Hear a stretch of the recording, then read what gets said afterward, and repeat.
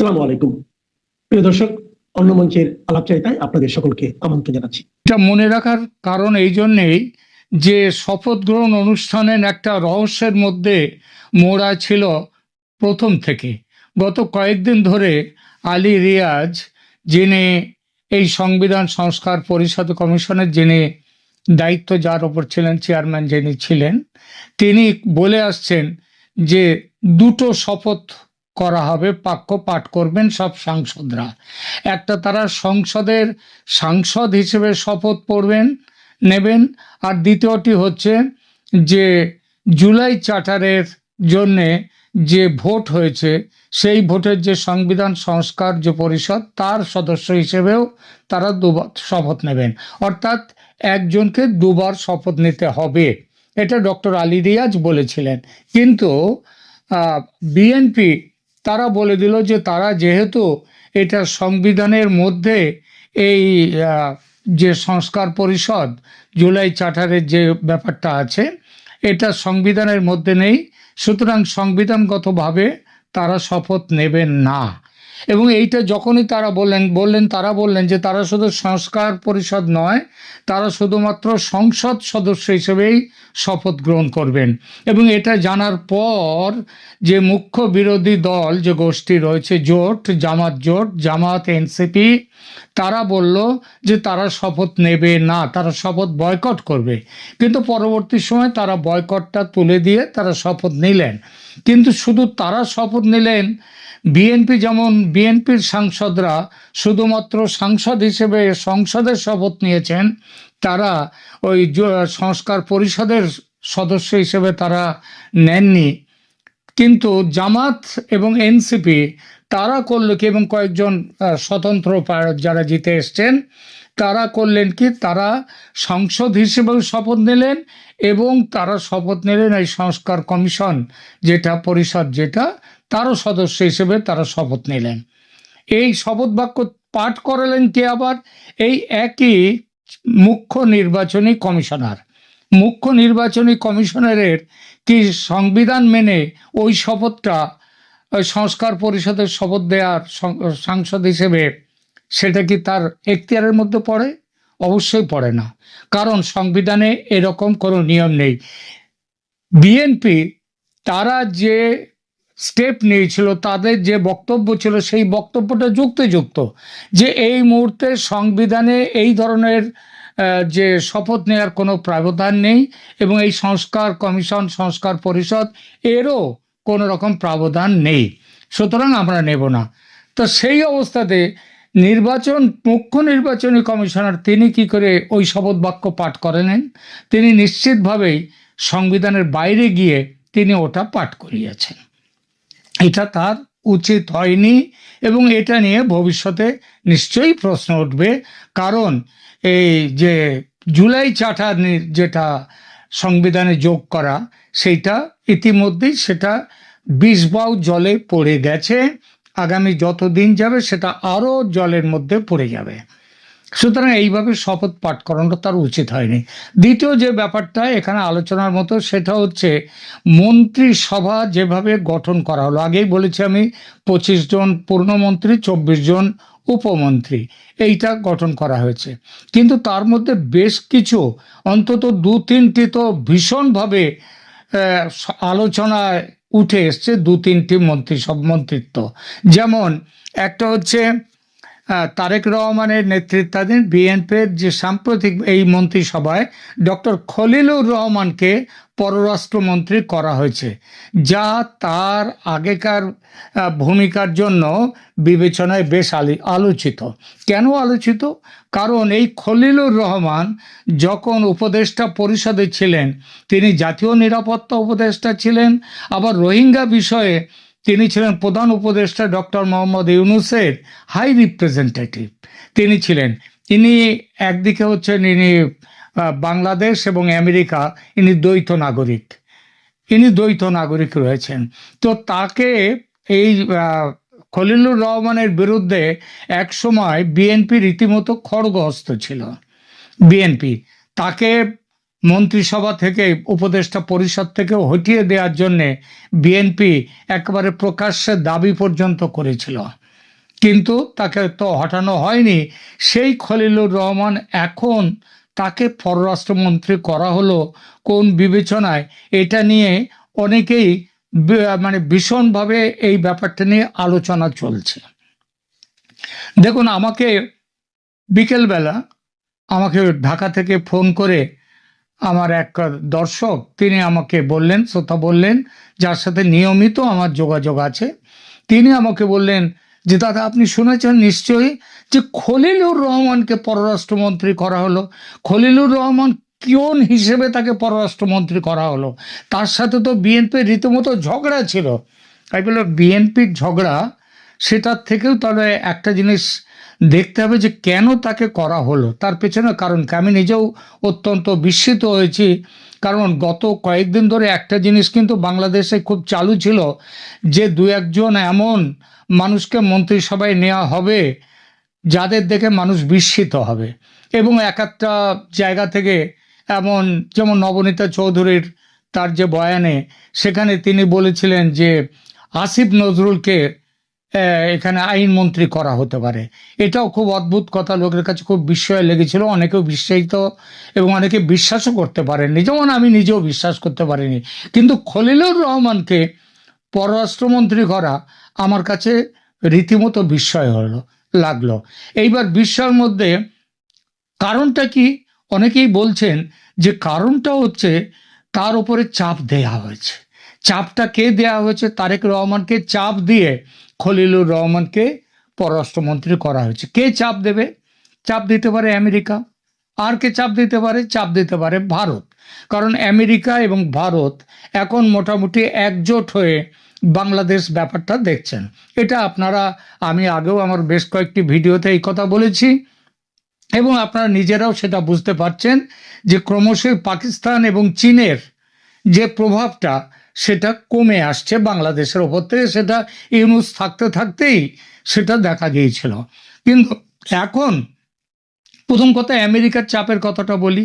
দেখুন, আমেরিকার নাগরিক হচ্ছেন খলিলুর রহমান।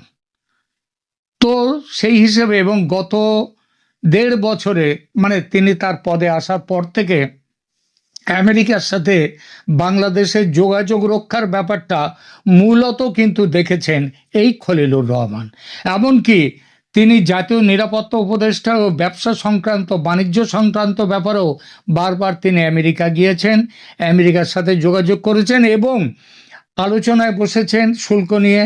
এবং শুল্ক নিয়ে আজকে যে চুক্তিগুলো হয়েছে, এমনকি যার মধ্যে গোপন চুক্তিও আছে, যে গোপন চুক্তির রীতিমতো বিরোধিতা করেছে বিএনপি, সেই গোপন চুক্তি করার অন্যতম নায়ক হচ্ছেন কিন্তু এই খলিলুর রহমান।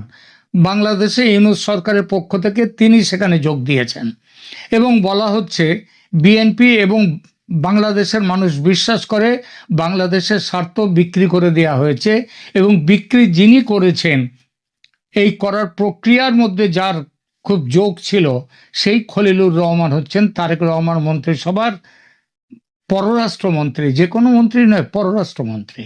এটা হচ্ছে আমেরিকার দিক। বলা হচ্ছে যে আমেরিকা তাকে রেখে দিয়েছে, এই পদে রেখে দেওয়ার জন্য তারেক রহমানকে চাপ সৃষ্টি করেছেন। এটা হচ্ছে একটা কাজ, যাতে ভবিষ্যতে আমেরিকার সাথে সম্পর্ক ভালো থাকে, এই একটা। দ্বিতীয়ত ভারতের চাপটা দেখা যাক। আপনারা জানেন যে গত বছর সম্ভবত আগস্টে সেখানে খলিলুর রহমান আমাদের ওয়াকারুজ্জামান সেনা প্রধানকে, তাকে দিল্লিতে একটা বৈঠকে, সেটা ভারতের বৈঠক না, একটা আন্তর্জাতিক বৈঠকে দিল্লিতে হয়েছিল, আসবার জন্য বলা হয়েছিল, তিনি আসেননি। কিন্তু তার কয়েকদিন পরে দিল্লিতে আরেকটি বৈঠকে সেখানটায় খলিলুর রহমান সেখানে চলে গেলেন। সেটা কিন্তু আন্তর্জাতিক বৈঠক ছিল না, সেটা ভারতের জাতীয় নিরাপত্তা উপদেষ্টা অজিত ডোভাল, আমেরিকার কয়েকজন তাদের এবং এদের সাথে একটা বৈঠক। সেই বৈঠকে কিন্তু ডোভালের সাথে বৈঠকে কিন্তু চলে গেলেন খলিলুর রহমান এবং তার 2-3 দিন পরেই আবার তিনি গেলেন দোহাতে গিয়ে সেখানে তিনি বৈঠকে বসলেন এবং সেখানেও ভারতের প্রতিনিধিরা ছিলেন। ফলে মনে করা হচ্ছে যে ভারতের সাথে অন্তত জাতীয় নিরাপত্তা, পররাষ্ট্র ব্যাপার, এইসব ব্যাপারে খলিলুর রহমানের একটা সমঝোতা কিংবা একটা বোঝাপড়ার একটা জায়গা তৈরি হয়েছে, যেরকম বোঝাপড়া তারেক রহমানের সঙ্গেও ভারতের হয়েছে। এবং এর ফলেই খলিলুর রহমানকে এমন একটি গুরুত্বপূর্ণ পদে বসানো হলো। তৃতীয়ত, যেটা সব থেকে আরো অন্যতম বড় কারণ, সেটা হচ্ছে খলিলুর রহমানের বিরুদ্ধে ছিল বিএনপি প্রথম থেকেই, এটা কোনো গোপন কথা নয়। কিন্তু গত বছর যখন চলে গেলেন ডক্টর মোহাম্মদ ইউনূস, লন্ডনে গিয়ে দেখা করলেন, তারেক রহমানের সাথে বৈঠক করলেন, সেই বৈঠকে ডক্টর মোহাম্মদ ইউনূসের সঙ্গে ছিলেন তিনি আবার খলিলুর রহমান। অর্থাৎ খলিলুর রহমানের সঙ্গে কিন্তু তখন থেকে যেটাকে একটা তালমেল বিএনপি নেতৃত্ব, বিশেষ করে তারেক রহমানের সঙ্গে তখন থেকে শুরু হয়েছে। এবং একটা জিনিস লক্ষ্য করে, এটা হচ্ছে একটা বড় কারণ, এই তিনটে কারণ, অর্থাৎ এই তিনটে কারণেই খলিলুর রহমানকে পররাষ্ট্রমন্ত্রী। কিন্তু এর বাইরেও আরও একটা বড় কারণ আছে। খলিলুর রহমান একজন টেকনোক্র্যাট এবং তিনি পররাষ্ট্র বিষয় ইত্যাদি সম্পর্কে তার অভিজ্ঞতা খুব বেশি। রোহিঙ্গা সমস্যা, যেটা বাংলাদেশের একটা খুব জাজ্বল্য, খুব একটা বড় সমস্যা, সেই সমস্যাটা নিয়ে নাড়াচাড়া করছেন, দেখাশোনা করছেন খলিলুর রহমান প্রথম থেকে। ফলে আগামী দিনে রোহিঙ্গা সমস্যা মেটাতে গেলে তাহলে খলিলুর রহমানের ভূমিকার একটা বড় অবদান থাকবে। সেই জন্য খলিলুর রহমানকে নিয়ে আসা হয়েছে এই পদে। আর এর বাইরে আর একটা সম্ভাবনার কথাও অনেকে বলছেন। আপনারা তো জানেন যে এই সামান্য কিছুদিন আগে, মাস দেড়েক দুয়েক আগে, একটা বাংলাদেশে একটা সামরিক কূ তৈরি করার কথা হচ্ছিল। সেটা হচ্ছে একটা বিশেষ পোস্টিং নিয়ে। এই পোস্টিংয়ের একটা দিকে ছিলেন ডক্টর মোহাম্মদ ইউনূস, ছিলেন খলিলুর রহমান, এরা ছিলেন। আর একটা তার বিরোধিতা করেছিলেন ওয়াকারুজ্জামান, সেনাপ্রধান। এই যে পদে, এবং তখন থেকে, এর আগে থেকে এই ওয়াকারুজ্জামানের সাথে খলিলুর রহমানের একটা সংঘাত আছে। কারণ তিনি জাতীয় নিরাপত্তা উপদেষ্টা হিসেবে তারও বেশ কিছু ক্ষমতা ছিল, যেটাকে মনে করেছিলেন ওয়াকারুজ্জামান তার ক্ষমতার সাথে সাংঘর্ষিক, এবং সংঘর্ষ তাদের মধ্যে হয়েছে। তো এই সব ব্যাপারে তাহলে কি এর মধ্যে দিয়ে ওয়াকারুজ্জামানকেও একটা চাপে রাখার জন্য কি খলিলুর রহমানকে এই পররাষ্ট্রমন্ত্রীর জায়গায় নিয়ে আসা হলো? হতেই পারে। কারণ এটাও একটা, তারেক রহমান তিনি তার হাতে একটা তাস রেখে দিলেন, যেটা সেনাবাহিনীর সেনাপ্রধানের ওপরে চাপ দেওয়ার ক্ষেত্রে যে তাসটা তিনি লাগাতে পারবেন। এরপর আমরা দ্বিতীয় যে আলোচনাটা করার খুব অবাক লেগেছে, সেটা হচ্ছে এই মন্ত্রিসভায় ফজলুর রহমানের অনুপস্থিতি।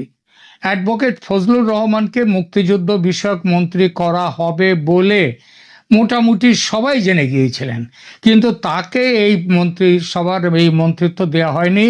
সেইটা পেয়েছেন হাফিজ উদ্দিন আহমেদ, যাকে বীর বিক্রম, তাকে দেয়া হয়েছে। তিনিও বিএনপির একজন ভেটারেন নেতা এবং মুক্তিযুদ্ধ ইতিহাস রক্ষায় তিনিও সক্রিয় বলে বলা হচ্ছে, তার একটা পরিচিতি আছে। কিন্তু ফজলুর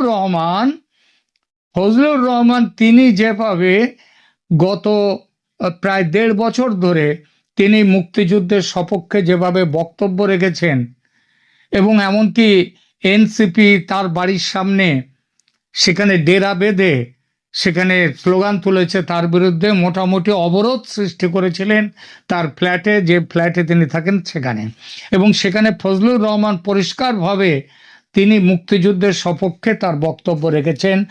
আমার যেটা মনে হয় সেটা হচ্ছে, এতটা মুক্তিযুদ্ধের সপক্ষে বক্তব্য, শুধু তাই না, এমনকি বঙ্গবন্ধুকে শ্রদ্ধা জ্ঞাপন করে বারবার তিনি যেসব বক্তব্য রেখেছেন, সেটা রাজনৈতিকভাবে বিএনপির লাইনে ঠিকঠাক মেলে না, যার জন্যে বিএনপি থেকে তিনি বহিষ্কৃত হয়েছিলেন গত বছর, যদিও সামান্য কিছু সময়ের জন্যে।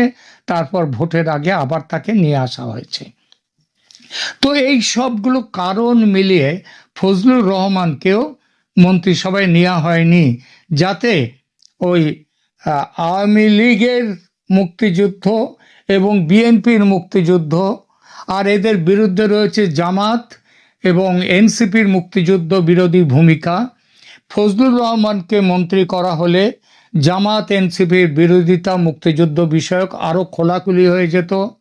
সেই জন্যই হয়তো ফজলুর রহমানকে এই এরকম একটা স্পর্শকাতর মন্ত্রিসভা থেকে বাংলাদেশের প্রেক্ষিতে এখন স্পর্শকাতর অবশ্যই সেখানে রাখা হয়নি। তো এটাই তার পক্ষে বড় কারণ হতে পারে।